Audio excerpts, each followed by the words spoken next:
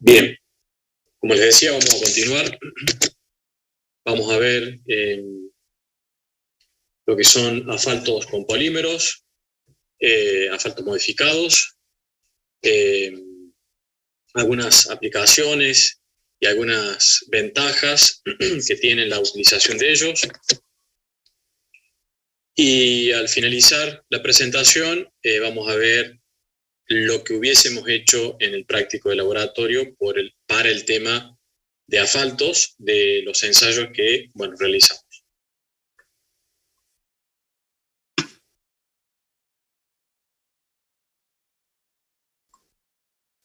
Bien. Algo les había comentado con respecto a los asfaltos modificados. Los asfaltos modificados, surgen cuando se le incorpora al asfalto convencional algún tipo de adición que normalmente, o que la tendencia actual es incorporarle algún tipo de polímero. Esto lo hacemos para mejorar las características. Vamos a ver cuáles son algunas de esas características que queremos mejorar, y ahí damos algunos ejemplos o mencionamos algunas, como la elasticidad, la tenacidad, la susceptibilidad térmica. La modificación de los asfaltos no es una técnica nueva, digamos, hace mucho tiempo que se realiza. Obviamente que ha ido evolucionando durante el tiempo y que se han obtenido mejores polímeros, y las modificaciones también han sido mejores, con lo cual las características del asfalto modificado obviamente también han sido mejores.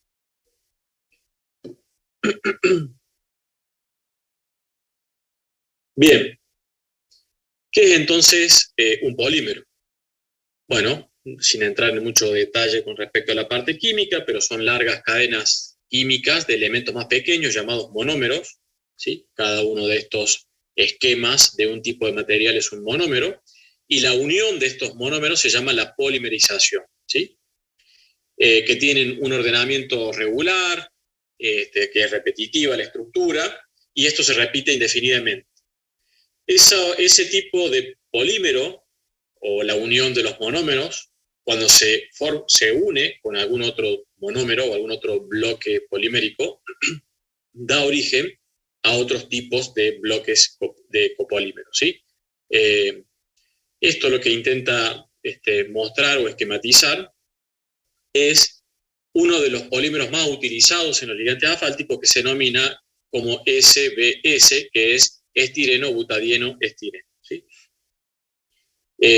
Vamos a ver una imagen del SBS, que es esto que estamos viendo aquí a la izquierda, en pelotitas blancas. Es parecido en el tamaño al Terbopol, no en el peso, es un poquito más pesado, es un poquito más duro, las esferitas estas.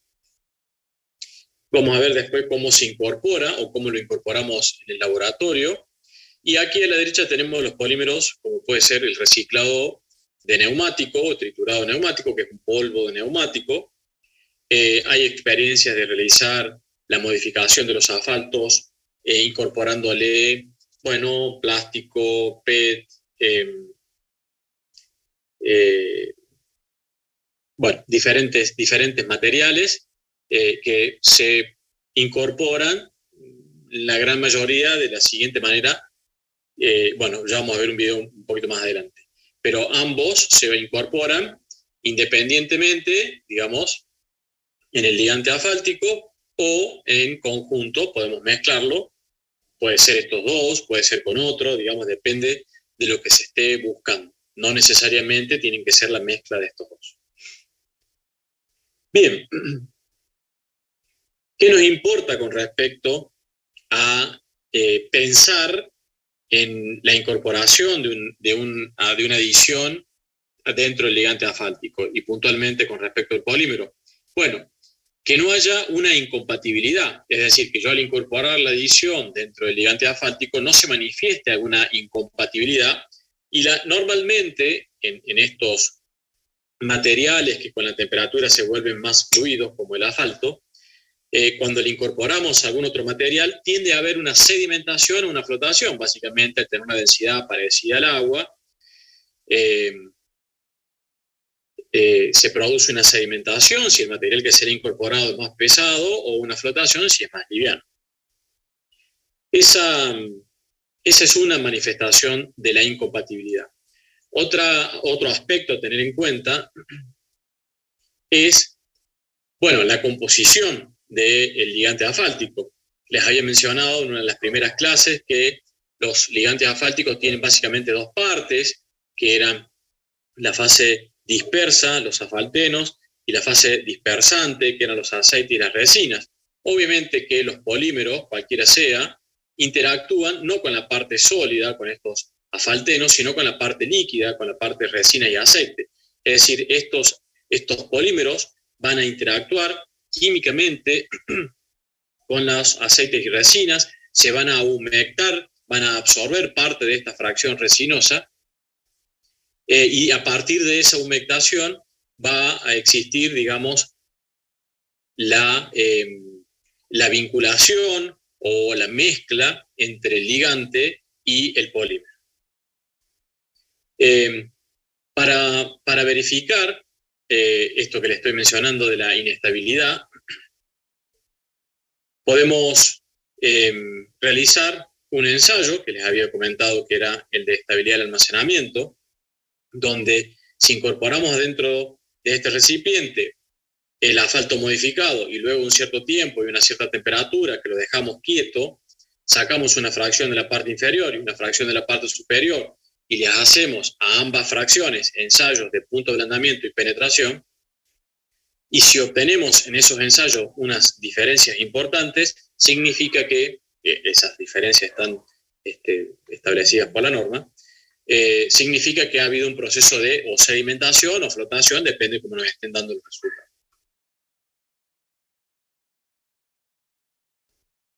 Bien, otro aspecto a tener en cuenta, hay otros más, pero es determinar un índice que está aquí abajo, los números calculados, pero más allá de eso, el índice lo que nos está mostrando es la cantidad de una fracción de la dispersante respecto de la dispersa, es decir, si tenemos más presencia de aceites y resinas que de los asfaltenos. Obviamente que al incorporar un material que se va a vincular con los aceites y resinas, necesitaremos utilizar un asfalto que disponga mayor cantidad de aceites y resinas, si no, va a quedar poco para la interacción con el resto de las partes del asfalto.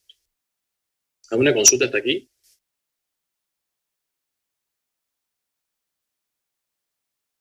No, profe, por ahora. No, profe. Perfecto. Bueno, ¿cómo hacemos en laboratorio para incorporar un polímero dentro del ligante asfáltico? En planta, las petroleras hacen un procedimiento similar, solamente que el equipo obviamente es de una potencia y de un tamaño mucho mayor al que estamos viendo acá en imagen. La incorporación que vamos a ver ahora es denominada incorporación por vía húmeda. Es decir, al material, al polímero, lo incorporo dentro del ligante asfáltico y luego con este asfalto que ya está modificado lo mezclo con los agregados. Eso es por vía húmeda. Está también la incorporación por vía seca, que solamente la vamos a mencionar, que es incorporar algún tipo de polímero, no acá el SBS, pero algún otro como el neumático u otros, se incorporan dentro de la mezcla asfáltica, pero como si fuese una fracción de un agregado, ¿sí? Eso tiene otras características, otras valoraciones, otro comportamiento, pero se los menciono a los efectos de que tengan presente que la incorporación por vía húmeda, que es la que vamos a ver ahora, no es la única que hay. El equipo para realizar la incorporación por vía húmeda es el equipo dispersor, que tiene en la parte inferior este recipiente, que acá vemos una foto superior, donde tenemos pared hueca, donde en el interior se coloca aceite. Ese recipiente es calentado en la parte inferior para mantener una temperatura uniforme dentro de todo el recipiente. Se vierte dentro del recipiente el ligante asfáltico, ¿sí?, que se quiere modificar. Y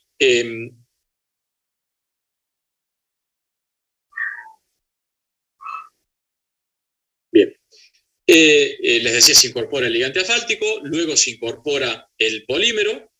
Acá lo que estamos viendo, esto es una foto más acercada de lo que es el cabezal. El cabezal tiene una parte interior, que es una cuchilla, que es el rotor, que va girando, que gira dentro de lo que esto está por fuera, que es el estator, ¿sí? Y se mantiene fijo el estator, es decir, uno gira concéntrico dentro del otro, y a través de estas ranuras ingresa el asfalto y los polímeros que se hayan incorporado, y los va mezclando, los va triturando y los va dispersando uno dentro del otro. Les voy a mostrar un video de cómo sería la incorporación de, en este caso, el SBS, se está viendo allí. Hemos incorporado el SBS. Vamos a sacar el sonido. Hemos incorporado el SBS dentro del dispersor. El dispersor es como si fuese una mini pimer o una batidora grande, digamos. Esto obviamente está a temperatura. Normalmente la temperatura ronda los 180 grados. El tiempo de mezclado, de dispersión, de agitación es de 60 minutos. Y hay que acompañar con un leve movimiento manual el dispersor para facilitar o para mejorar la mezcla del polímero dentro del ligante. Una vez que se tiene eso realizado, se saca el material y se lo utiliza o se lo hacen los ensayos que se necesitan. Esto es, obviamente, como les dije, a escala de laboratorio. Bien. ¿Cómo clasificamos a los asfaltos modificados? Bueno, existe la norma, la 6596, que nos establece ciertos valores para los ensayos de penetración, punto de ablandamiento, etc. Y los valores que debemos obtener. La clasificación es AM1, AM2, de asfalto modificado, AM3, AM4, ¿sí? Normalmente los asfaltos modificados no los modificamos en la obra, sino que los asfaltos modificados comerciales se solicitan a las petroleras que lo tengan disponible o lo tengan a la venta. El asfalto, por ejemplo, con neumáticos fuera de uso, por ahora no está disponible para la venta. Sí hay normativa, se trabajó desde hace ya varios años en la elaboración y la presentación de la normativa 6673 IRAM, que los clasifica como AC1 y AC2 y da valores de, nuevamente, penetración, punto de ablandamiento, etcétera, los ensayos normalmente utilizados para caracterizar un asfalto modificado.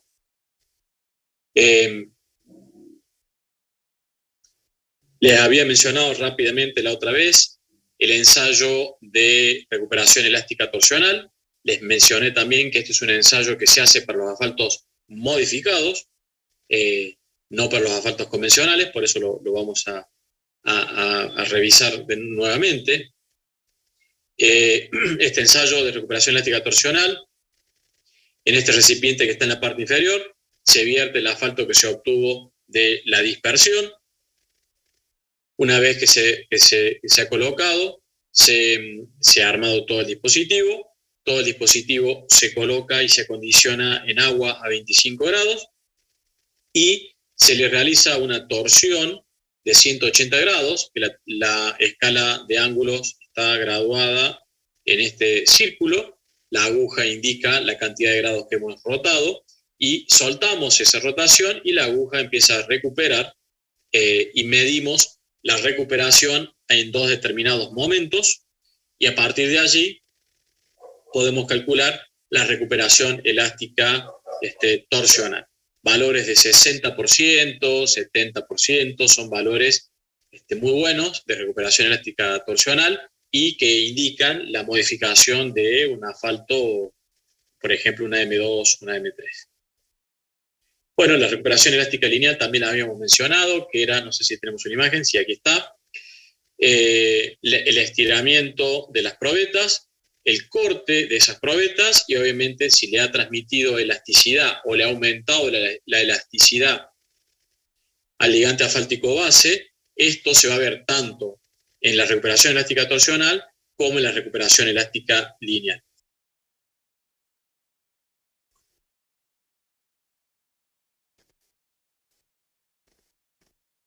Bien, la elasticidad del almacenamiento, lo hemos mencionado varias veces, ¿sí? Lo que mencionamos acá es cuáles son los valores que establece la norma para una diferencia de penetración en la parte superior y en la parte inferior, es de 5, y una diferencia en el punto de ablandamiento es de 10. Estos dos valores son de los resultados de ensayo de algunos de estos asfaltos, ¿sí? Pero la normativa establece 5 para la diferencia de penetración y 10 para el punto de ablandamiento. ¿Alguna consulta hasta aquí? Ingeniero, ¿Sí? yo tengo una consulta respecto al torsional. Usted mencionó que se tomaban dos lecturas en respectivos dos momentos, si no me equivoco. ¿Cada cuántos son esos dos momentos aproximadamente? Uno es, déjame que haga memoria de lo que dice la norma, es en el orden de los minutos. Creo que llega al minuto o un minuto y medio, son 60 o 90 segundos. Y la segunda medición ronda los 30 minutos, si mal no recuerdo lo que dice la normativa. Perfecto. Gracias. Hace una medición inicial y una medición final, porque se considera que en ese tiempo inicial es donde, si graficáramos tiempo y recuperación elástica torsional, es donde se da la mayor recuperación en ese minuto y medio, supongamos, no recuerdo exactamente, donde tenemos la mayor pendiente de recuperación elástica torsional. Perfecto. Bien. Bueno, entonces la pregunta sería, pero ¿para qué nos hace falta modificar los asfaltos? Bueno, algo hemos mencionado.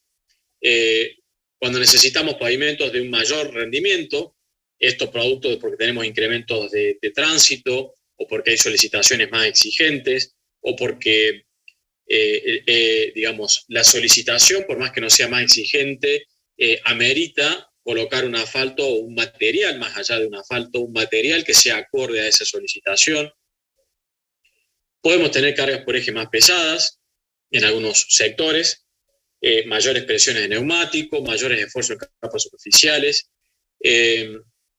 Los asfaltos modificados tienden a alargar la vida útil de las capas asfálticas, con lo cual hay un menor mantenimiento, podemos trabajar con capas más delgadas, más finas, entonces esto termina repercutiendo en los costos finales de la obra o costos totales. Recuerden que los costos totales son los costos iniciales de la ejecución de la obra más el costo de mantenimiento, y si disminuye el mantenimiento, el costo total debería o debe disminuir, ¿sí?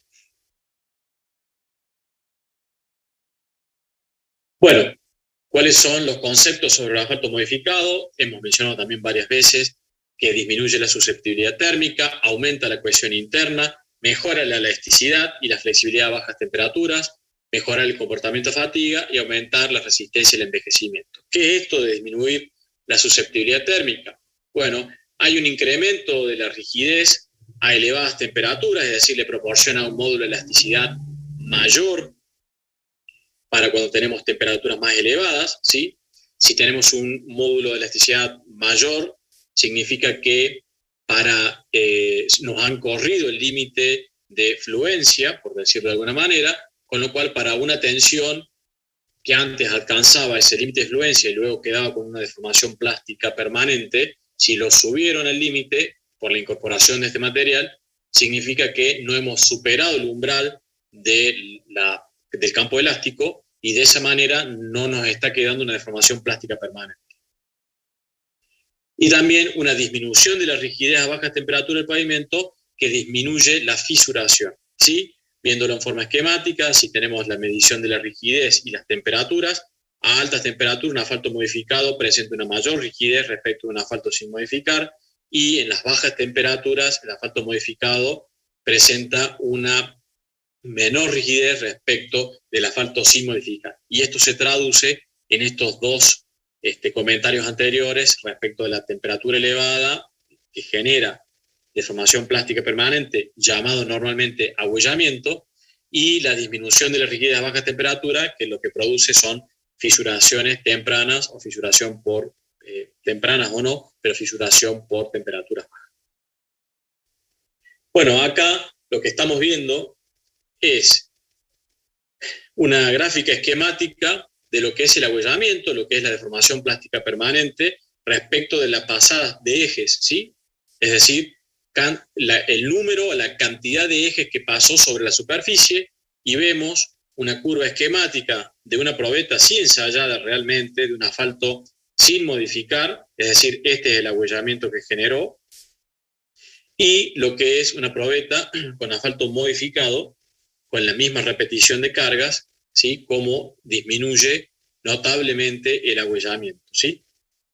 Esto, en esta huella, tenemos dos fenómenos muy importantes, lo vamos a repetir en otro momento, que es el efecto Riel y el efecto hidroplaneo o aquaplaning, en donde el efecto Riel, el primero, al generarse una huella aquí y la otra huella en la otra rueda, tiende a generar que los vehículos vayan hacia esa huella, es decir, la huella nos tracciona a que vayamos por ella, caemos sobre la huella, y eso dificulta, digamos, la maniobrabilidad de la circulación, y podemos tener una disminución de la seguridad.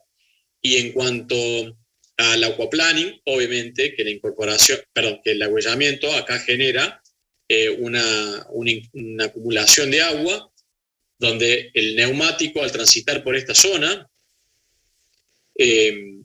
disminuye la adherencia neumático-calzada, y eso hace que se pierda el control del vehículo si se supera una cierta velocidad crítica que se calcula en función de los dibujos de neumático y demás, velocidades, etcétera. No vamos a entrar en ese detalle.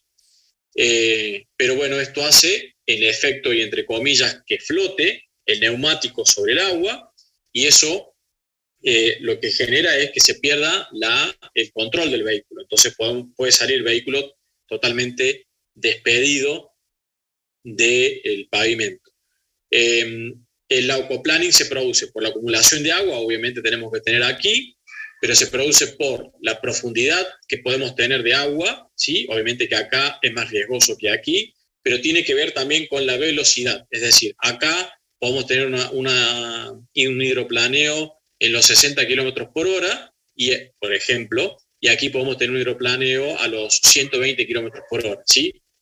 Con una película muy pequeña de agua, es decir, no solamente el espesor de la película de agua, sino que la velocidad de circulación son dos factores directamente proporcionales al hidroplaneo. Bueno, ¿cómo medimos agüellamientos en las mezclas?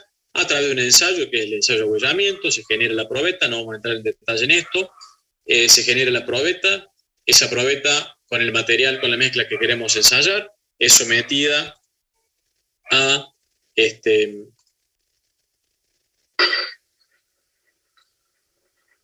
la acción de este pasaje de eje, simula, en el extremo tiene una carga, y bueno, tiene una cierta repetición, una cierta cantidad de ciclos, que simula obviamente el tránsito en una cierta cantidad de tiempo, y lo que se mide es el agüellamiento a través de unos sensores que posee el equipo, y que es traducido finalmente en una curva.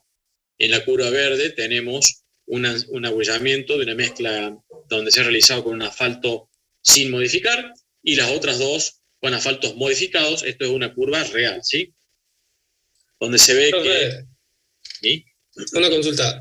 La rueda esa que simulaba el paso del tráfico, ¿tiene siempre la misma carga seriada o se va aumentando?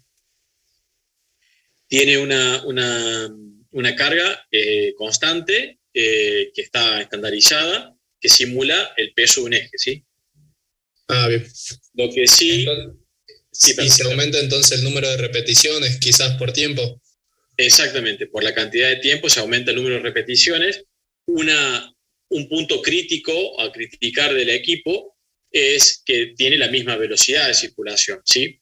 Simula la velocidad, obviamente la velocidad crítica, pero podríamos tener la posibilidad de regular la velocidad, ya que no todos los vehículos pasan a la misma velocidad, y sabemos que velocidades lentas por el efecto de viscoelástico que tiene el asfalto, perdón, genera una mayor deformación. Pero está estandarizado así, digamos, todos los equipos vienen, algunos le incorporan agua, otros no le incorporan agua, pero todos los equipos vienen con velocidad constante. Obviamente están simulando la condición más crítica, que es una velocidad lenta. Bien, profe, gracias. Profe, y una consulta, ¿cuánto dura ese ensayo? Este ensayo para los 10.000 ciclos, que son aproximadamente 5 años, son 6 horas.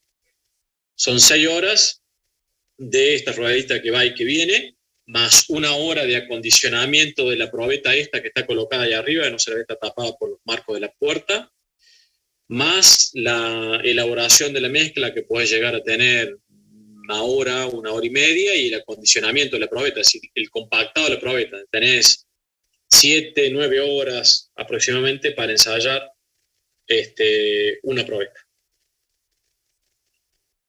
Sí, lleva un cierto tiempo, pero es valioso el dato que aporta a la hora de tomar una decisión de la dosificación de la mezcla.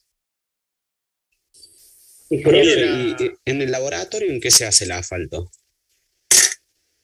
¿La mezcla asfáltica? Sí, la mezcla asfáltica, digamos. La mezcla asfáltica. Si me esperas hasta la próxima clase, lo vemos, pero se hace en un equipo que podemos hacerlo, que era lo que hacíamos cuando hacíamos el práctico, lo hacemos en un horno que tiene una cierta característica.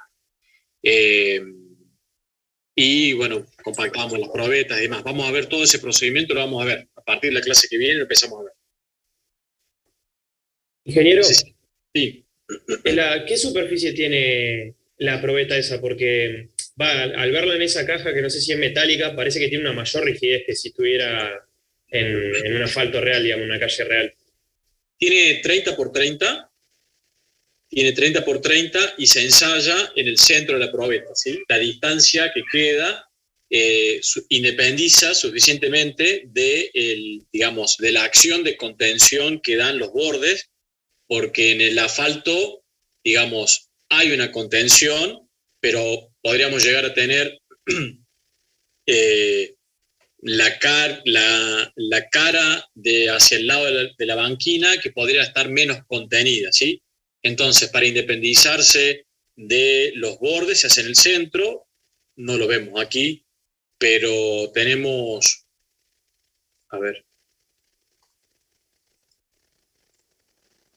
si no, el pulso no es lo mío, así que vamos a ver cómo sale.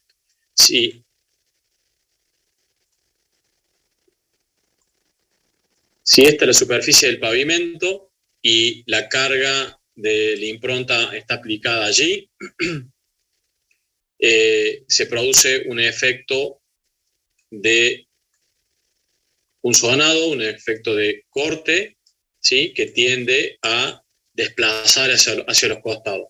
Bueno, en la probeta esta distancia de aquí hasta aquí, ¿sí? Está establecida, está estudiada justamente para que este efecto no se vea afectado. Si se tiene que producir, que se produzca, porque el efecto de agüellamiento no es solamente por una acumulación de deformaciones plásticas en las inmediaciones de la impronta, sino que puede haber un desplazamiento de material, es decir, este material asciende y se generan una acumulación lateral, que eso es una etapa posterior del agüellamiento. En la primera instancia lo que se da es una deformación plástica permanente, luego o simultáneamente, digamos, una disminución de la densidad en las zonas, en las inmediaciones del neumático, se produce un aumento de la densidad porque tenemos unos ciertos vacíos, no es impermeable, tenemos aire en la mezcla asfáltica debajo del neumático, no, en toda la mezcla, y una vez que se ha superado la deformación plástica permanente, que se ha superado el aumento de la densidad, se produce un desplazamiento de material hacia los costados y depende de la conformación del material, puede ser que se den primero uno, luego la otra y tercero la otra, o puede ser que las tres comiencen simultáneamente, o puede ser que comiencen dos y la tercera a posterior, pero eso depende de cómo esté conformado o elaborado el material. No sé si se ha entendido. Sí, perfecto, era eso justo.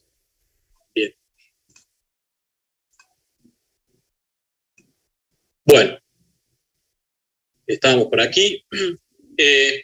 Las mezclas asfálticas y los asfaltos modificados, ¿en dónde se usan? ¿En qué mezclas? Bueno, se usan en mezclas densas. Cuando decimos mezclas densas, estamos hablando de un cierto grupo de mezclas, que ahí abajo tenemos una tablita de clasificación. No entramos en las mezclas ahora porque tenemos que ver, como les dije, a partir de la próxima clase lo que es el diseño de mezcla, pero bueno, tenemos, como lo menciono ahora, les comento cuáles son los tipos de mezclas para que tengamos una idea. Las mezclas densas, ¿sí?, son en función de la cantidad de vacíos o de aire que tenga la mezcla, ¿sí? Menores a un 6% de aire son densas, entre un 6 y un 12 son semidensas, así abiertas y porosas. También las mezclas se clasifican por la temperatura de elaboración.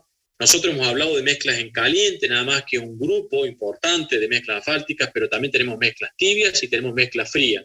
Estas dos no las vamos a abordar, pero es otro grupo y otro universo de mezclas asfálticas que existen. Las de vacíos, que les decía también, perdón, las de tamaño máximo, que del agregado tenemos mezclas gruesas y finas, las en función de la granulometría, las que son granulometrías continuas y descontinuas, y en función del espesor.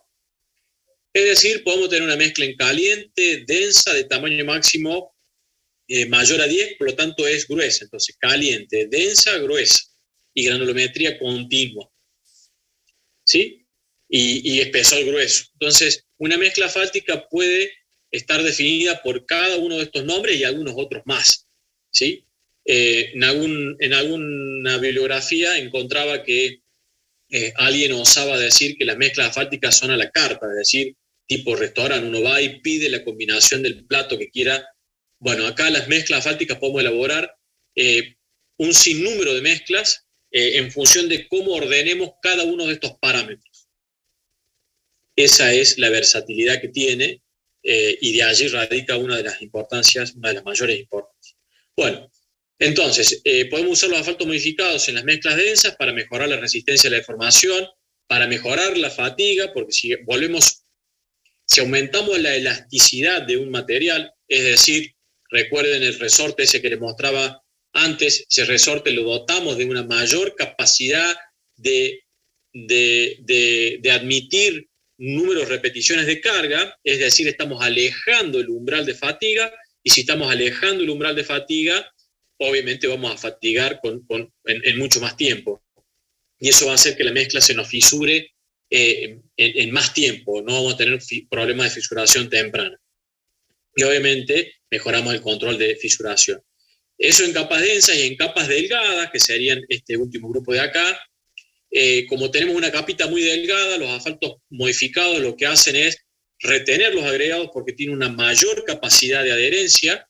Imaginen una capa delgada, normalmente se hace discontinua la granulometría, es decir, está faltando un tipo de agregado, y cuando está faltando un tipo de agregado tenemos una ausencia de ese agregado y hay una mayor cantidad de vacíos. Entonces los agregados gruesos que quedan sostenidos entre sí y entre el ligante asfáltico que los adhiere uno con el otro, y no hay ningún otro agregado más pequeño alrededor de él que lo esté sosteniendo, que lo esté trabando.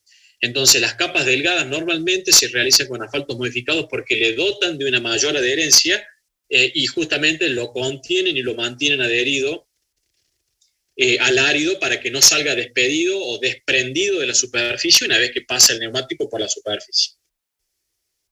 ¿Se ha comprendido esto? Esto, si bien es introductorio, cuando veamos mezclas asfálticas vamos a hablar un poco más sobre esto. Sí, profe, entendió. Bien. Bueno, ingresando a lo que sería el ensayo, el práctico de clasificación de asfalto que hacíamos en laboratorio, vamos a tratar de comentarle todo lo que ustedes hubiesen visto si hubiesen ido al laboratorio, y acá las dudas que vayan surgiendo, bueno, vayan consultándolas y vamos conversando. Para lo que es el ensayo de penetración, ya lo habíamos mencionado, ¿para qué hacíamos? Era para hincar una aguja sobre la superficie. Para ello vamos a preparar la muestra, que acá se ve una foto más ampliada del pesafiltro, que es un pequeño recipiente que tiene una cantidad de ligante asfáltica, que obviamente que hay que vertirlo acá adentro en caliente, es decir, calentamos la muestra y lo vertimos acá adentro. Una vez que se ha vertido el ligante asfáltico acá, es colocado en este recipiente que se ve allí, que es una tina normalmente acrílica con un acondicionador de temperatura. Se coloca allí y se lo mantiene durante 1 hora a 25 grados centígrados. Este acondicionador no solamente mantiene la temperatura, sino que produce un agitamiento, una agitación del agua para que tengamos en toda la masa la temperatura lo más uniforme posible. Una vez que ha transcurrido esa hora del pesafiltro con la muestra aquí adentro, es llevado acá vemos un equipo de penetrómetro y aquí hay otro, los dos, digamos, son distintas marcas, pero hacen la misma función. Es llevado en un recipiente, acá tenemos uno rectangular, acá tenemos uno circular, donde se posiciona el recipiente con agua para mantener la temperatura, es decir, que no nos descienda en estos minutos que vamos a realizar el ensayo, que no nos descienda o no nos descienda o ascienda la temperatura. Normalmente el laboratorio está acondicionado a 25 grados también para mantener controlada la temperatura. Se posiciona el pesafiltro debajo de la aguja y en esta foto que vemos acá a la derecha, eso que se ve en la parte superior, ¿sí? Acá es esto más negro y el reflejo tipo blanco acá es la superficie de la probeta. No sé si alcanzan a ver, ahí se ven esas 3 rayitas y acá se ven estas 3 rayitas. Esto es una foto ampliada de acá. La aguja empieza a bajar sobre la superficie y esto que se ve acá, esto que parece que no es importante, es la sombra de la aguja sobre la superficie. Esta sombra se genera producto de, como ven ustedes acá en la foto, que hay un velador, una lámpara, una luz, que alumbra, ¿sí?, de la parte posterior al operario, alumbra a el recipiente. Entonces, como lo alumbra, genera la sombra. ¿Y por qué es importante esto? Porque como esto está bajo el agua, la norma establece que la aguja debe posicionarse sobre la superficie del ligante asfáltico para luego accionar el dispositivo y que de esa manera, por el peso que tiene colocado, la aguja se hinque sobre la superficie. Hasta allí parece todo perfecto y todo fácil. El tema es cómo posicionar esta aguja sobre la superficie sin que la aguja hinque o penetre unas décimas o milésimas de milímetro sobre la superficie del ligante, porque si con nuestro accionar hincamos sobre la superficie, aunque sea una pequeña cantidad, estamos distorsionando el resultado. Porque ya comenzaría el ensayo con una cierta penetración ya provocada por el operador. Entonces, nos valemos de este efecto de reflejo, donde la aguja se aproxima hasta la superficie y lo que se ve es que la aguja y la sombra empiezan a acercarse a medida que la aguja va llegando a la superficie del ligante. Cuando la sombra y la aguja, esto es lo visual que estamos viendo, hacen contacto, es el punto donde ya no hay que seguir bajando la aguja. A su vez, se ve ese fenómeno que les decía, de que la sombra y la aguja se tocan, y se ve una especie de un pequeño hundimiento sobre la superficie del ligante, esto es producto de que el agua hace un efecto de lupa, que es cuando la punta de la aguja ha tocado sobre la superficie. Entonces, en ese instante no se desciende más la aguja y está listo el equipo para accionarlo y para hacer el ensayo. Una vez que se ha posicionado de esa manera, se acciona el dispositivo con la pesa, esto desciende y luego a través de reloj con escala graduada se miden las décimas de milímetro que ha penetrado la aguja sobre el ligante asfáltico. Este procedimiento se repite 3 veces y de esa manera, este es un ejemplo real de un ensayo de un asfalto realizado en el laboratorio, no recuerdo si fue en el 2019 o 2018, creo que fue 2019, que fue uno de los últimos prácticos que se realizaron, y esos son valores reales, 83, 80 y 77. Si tienen un papelito a mano, anótenlo para que después hagan un pequeño cálculo. O lo volvemos, no hay problema. ¿Alguna consulta de este procedimiento de ensayo? Profe, una pregunta. Si por error, digamos, se desciende demasiado la aguja y se produce ese hundimiento, ¿se descarta esa muestra y se vuelve a empezar de nuevo o cómo es? La norma establece que se pueden hacer solo 3 penetraciones. Ahora, si hay un error en la aproximación de la aguja sobre la superficie del ligante, bien, si ese hincado es muy pequeño, bueno, se puede girar el pesafiltro, se lo gira y se posiciona en otro punto para realizar otra medición. Ahora, si ese hincado es bastante pronunciado, pues entonces me quedan solamente los otros 2, ¿sí? Y tendría que usar otro pesafiltro para hacer un tercero. Esto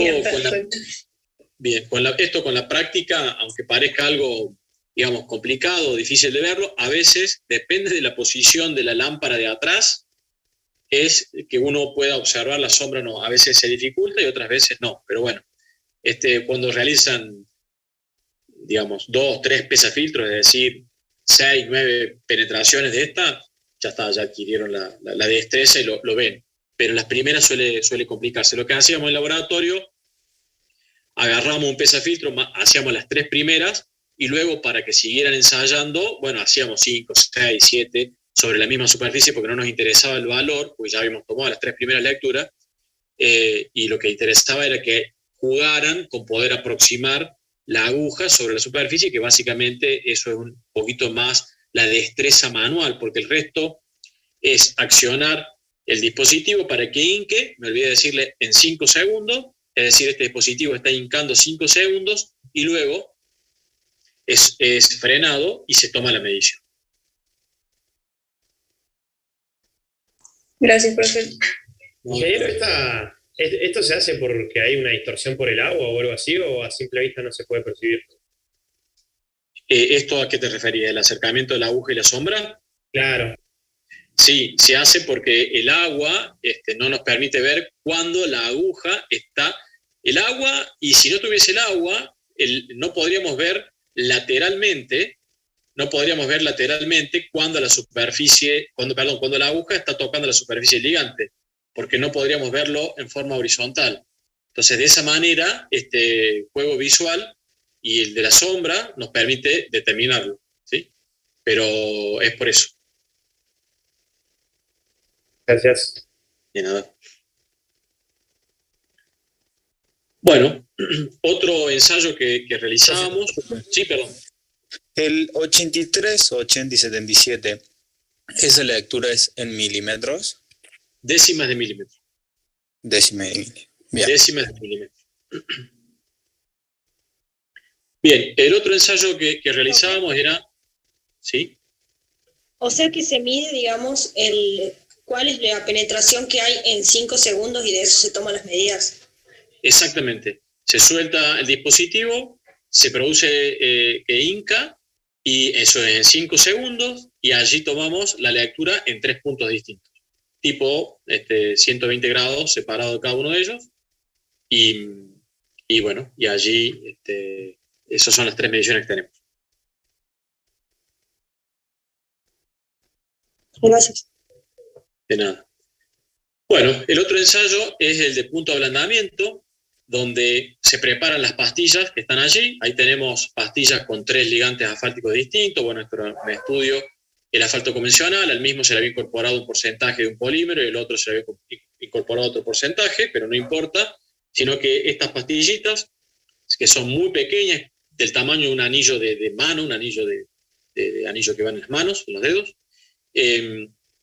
se le coloca el ligante. Una vez que esto se ha dejado a temperatura ambiente durante media hora, se produce un enrasado de la superficie con una espátula que esté a temperatura caliente para que quede bien plano. Este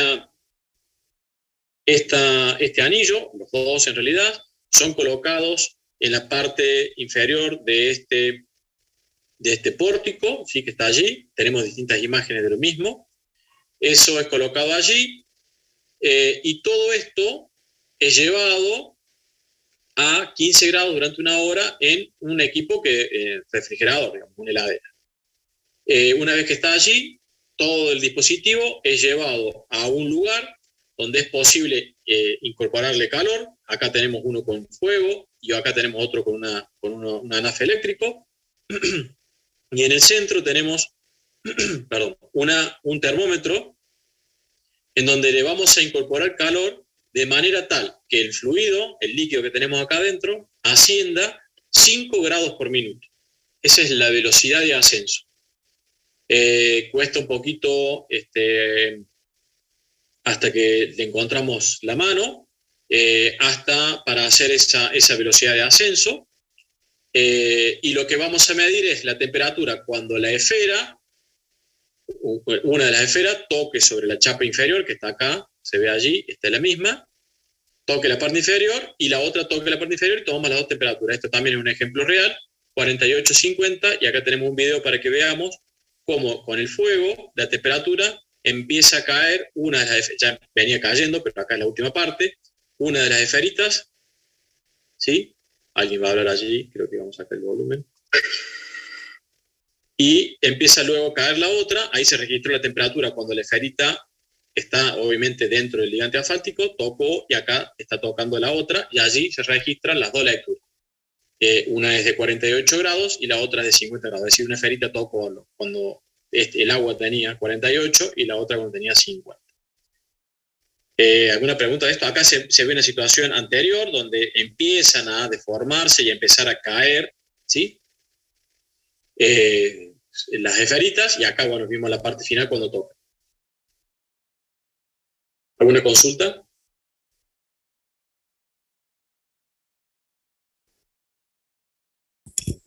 Es difícil calibrar para que ascienda 5 grados por minuto el líquido. ¿Cómo, perdón? Cuando se lleva el calor, el agua en donde están contenidas debe ascender 5 grados por minuto. Así es. Todo el dispositivo asciende a 5 grados por minuto. Y eso Entonces, ya está calibrado, no es necesario probar, no puede salir mal, digamos. no debería salir mal. Es algo que no es tan fácil de tenerlo, digamos, la destreza manual para hacerlo, porque depende de con qué se le esté incorporando calor, es cuánto vamos a incorporar de intensidad calórica por la llama o por ejemplo, la parte eléctrica, acá de una anafe. Vienen equipos automáticos de todo esto, pero son los menos que hay en realidad. Durante muchísimos años se los hizo de esta manera y se lo sigue haciendo. Estos termómetros son termómetros calibrados, termómetros son caros, que vienen, digamos, con una lectura y una apreciación que permite ver el ascenso. Termómetros que no tienen una escala bien o no están muy bien graduados, bueno, no es lo correcto. Y esto se hace obviamente con un cronómetro en mano, donde cada un minuto se va registrando la temperatura. Y hay que cumplir estos 5 grados por minuto. La norma da una tolerancia que es más o menos 0,5 grados. Pero bueno, sí, hay que tener esa mano. ¿Sí? ¿Son minutos el resultado, los 48-50? No, grados centígrados. Se toma la temperatura. La temperatura. La temperatura de una esferita, 48 grados, y la otra 50 grados. Estos son valores, para que tengamos una idea, un asfalto modificado puede andar en el orden de los 70 grados, 80 grados, 85 grados. ¿Sí? Son de un valor, no vamos a decir bajo, pero mediano. Ingeniero, ¿cuál es el componente, digamos, que hace que el ablandamiento sea a más temperatura o a menor temperatura? ¿El componente a qué te refieres? Bueno, no sé si es algún agregado o alguna propiedad del asfalto que uno puede ser a 80 grados y el otro a 50, como en este caso. Bueno, sí, cuando tenemos la incorporación de algún polímero, estamos aumentando el punto de ablandamiento porque estamos modificando ese resorte y ese pistón que veíamos antes, ¿sí? Lo hemos modificado. Es decir, cuando antes un asfalto fluía a 50 grados, por ejemplo, como estamos viendo allí, cuando le ponemos algo adentro, le tocamos la química y bueno, necesita más temperatura para fluir en estas mismas condiciones, ¿sí? Para que la esferita desde ahí arriba llegue hasta abajo, necesita más temperatura, es decir, más energía calórica para que fluya. Le hemos cambiado la viscosidad, o sea, indirectamente estamos midiendo un parámetro. No medimos viscosidad con esto, pero nos está dando la idea de que, perdón, de que hay una modificación interna en la estructura del ligante asfáltico. Hemos modificado, para que ustedes lo puedan ver, esos resortes y esos pistones que tienen adentro el ligante asfáltico.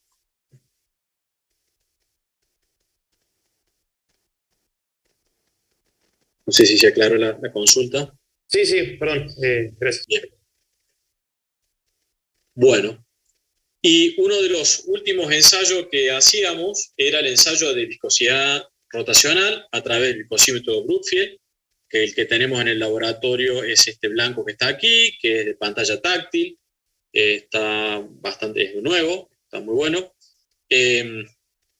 ¿Cómo preparábamos la muestra? Yo les había mencionado que en estos tubos de ensayo, que son muy finitos, de aluminio, se coloca una cierta cantidad que anda en el orden de los 8 gramos y los 13 gramos, dependiendo de qué es lo que querramos hacer. No viene ahora el caso, pero es muy poca la cantidad. Estos tubitos son colocados dentro de este recipiente que está en la parte inferior, ¿sí? Que es denominado termocell, que lo que hace es mantener la temperatura a través de este dispositivo que es con el cual hemos seteado la temperatura que queremos hacer el ensayo. Luego, esta es la aguja que se introduce dentro del tubito, ahí se ve en la forma anular el tubo que tiene adentro el ligante asfáltico y esta aguja queda dentro del ligante, obviamente que todo esto está a temperatura, el asfalto adentro tiene 60 grados, 135, etcétera, las temperaturas de ensayo, y bueno, ya empieza a adquirir una consistencia más fluida para que pueda entrar esta aguja adentro. Si el ligante está a 20 grados, no va a entrar la aguja porque está prácticamente como un sólido el ligante adentro.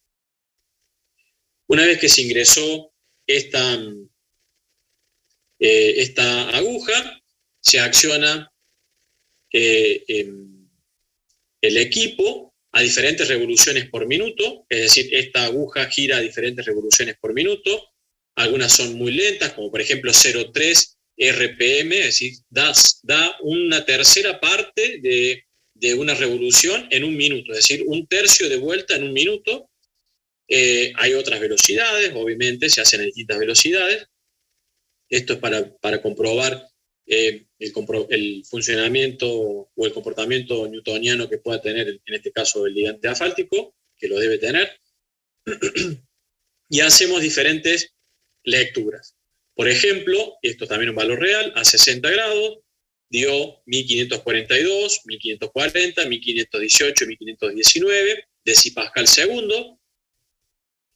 Y a 135 grados, obviamente menores viscosidades, 405, 404, etcétera, milipascal segundo. Y acá tenemos un video que estamos viendo en funcionamiento, no sé si va a alcanzar a apreciar allí, espero que sí, el valor que está arrojando de viscosidad, volvemos un poquito, de viscosidad, las revoluciones, bueno, se alcanza a apreciar allí, el torque, este porcentaje es el torque, es decir, cuánta fuerza está haciendo el equipo para poder hacerlo rotar, tiene un cierto rango de mínimo y de máximo, porque si está haciendo demasiada fuerza significa que hemos aumentado demasiado la velocidad o la temperatura no es la acorde para lo que queremos hacer, entonces el equipo se detiene. y la temperatura de ensayo, es decir, el equipo, más allá que el termocell está controlado por esta parte, por esta base, el equipo también está sensando la temperatura para tomar la lectura en función de la temperatura que está sensando a medida que se está realizando el ensayo. Bueno, las teclas de funcionamiento, y allí creo que se va a alcanzar a apreciar que está girando, ahí está girando la aguja muy despacio, ¿sí? Porque tenía, unas RPM muy bajas. Este es otro equipo distinto con el que estamos trabajando. Fíjense que está seteado 60 grados y oscila en más o menos 0,1 grados, ¿sí? Son muy precisas las condiciones de temperatura, producto de que, digamos, el asfalto es susceptible a las variaciones de temperatura. Bien, ¿en qué consistía el trabajo práctico? Era en hacer la clasificación del ligante realizado en el ensayo. Esa clasificación, un segundo, por favor.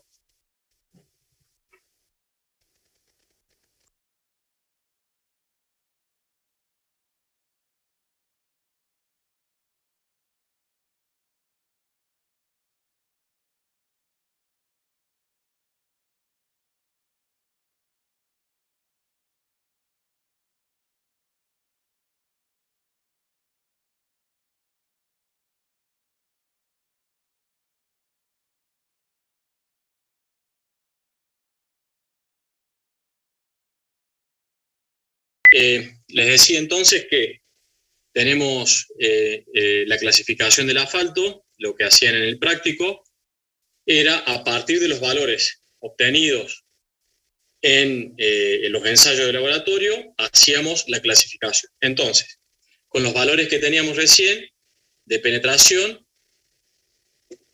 establecíamos el promedio de la penetración de esas tres realizadas, que era de 80, ¿sí?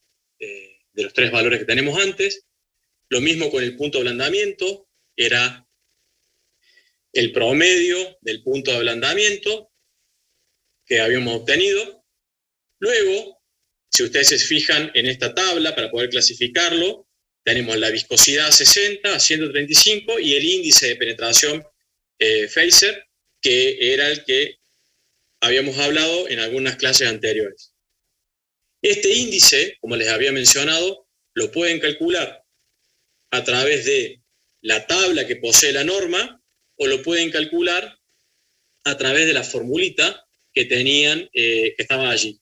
Bueno, si ustedes hacen la cuenta con la fórmula o con la tabla, con la penetración de 80 y el punto de ablandamiento de 49, les va a dar que es menos 0,3. ¿Sí? Con estos valores y las viscosidades promedio a 60 grados de los valores que obtuvimos recién acá, de 60 hacíamos el promedio y de 135 también el promedio, con esos valores de viscosidad a 60 grados y a 135 grados de decipascal segundo y milipascal segundo, que tienen que ver con el orden de magnitud que tienen en función de la temperatura que se está haciendo el ensayo, ingresando con estos cuatro valores, ¿sí? Con estos dos valores, la viscosidad 60, 135 y el índice de penetración, que en el índice de penetración está metido por la fórmula, por la tabla, la penetración y el punto de ablandamiento, podíamos clasificar el asfalto.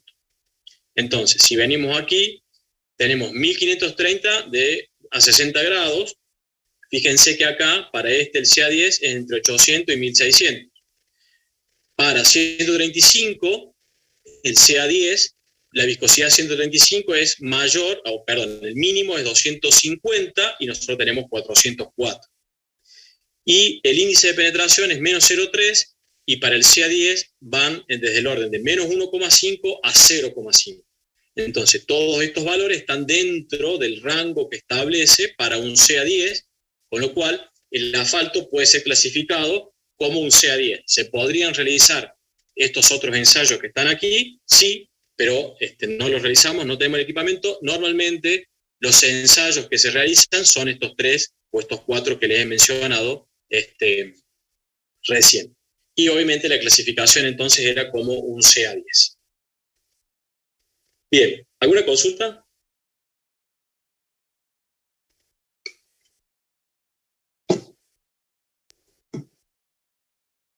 No, profe, o sea, entonces con el promedio de penetración y el promedio del punto de ablandamiento saco el índice y ahí con el índice y la viscosidad entro a la tabla y ya puedo clasificarlo directamente. Exactamente, ese es el procedimiento. Les queda como tarea en su casa muy sencillo hacer el cálculo del índice de penetración si quieren jugar con la fórmula o con la tabla, pero bueno, era muy sencillo la determinación. Lo que era más importante era hacer digamos, los ensayos en laboratorio para que los pudiesen ver. Por eso he tratado de comentarles y mencionarles la mayor cantidad de aspectos y bueno, y algunos videos que pudimos ver.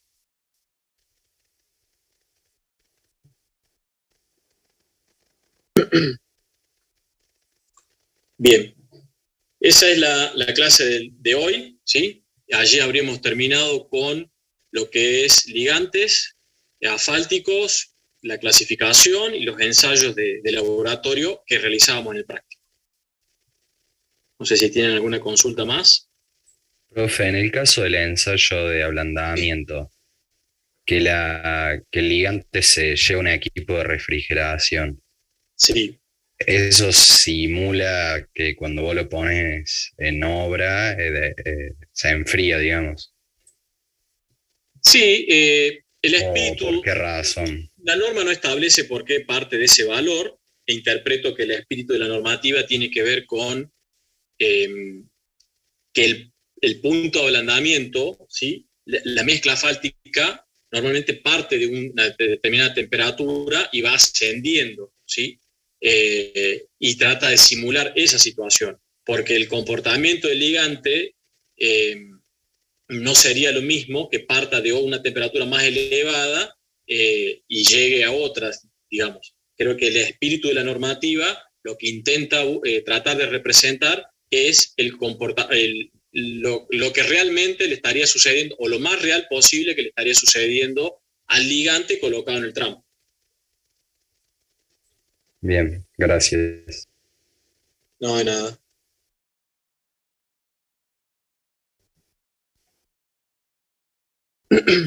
¿Alguna consulta más?